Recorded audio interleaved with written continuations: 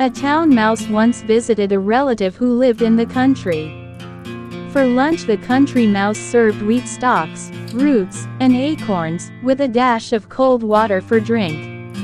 The town mouse ate very sparingly, nibbling a little of this and a little of that, and by her manner making it very plain that she ate the simple food only to be polite.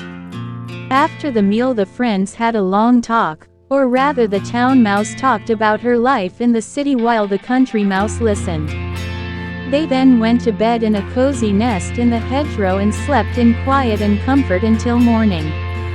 In her sleep, the country mouse dreamed she was a town mouse with all the luxuries and delights of city life that her friend had described for her. So the next day, when the town mouse asked the country mouse to go home with her to the city, she gladly said yes.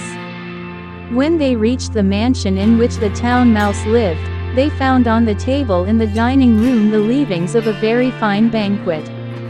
There were sweetmeats and jellies, pastries, delicious cheeses, indeed, the most tempting foods that a mouse can imagine. But just as the country mouse was about to nibble a dainty bit of pastry, she heard a cat mew loudly and scratch at the door. In great fear, the mice scurried to a hiding place, where they lay quite still for a long time, hardly daring to breathe. When at last they ventured back to the feast, the door opened suddenly and in came the servants to clear the table, followed by the house dog. The country mouse stopped in the town mouse's den only long enough to pick up her carpet bag and umbrella.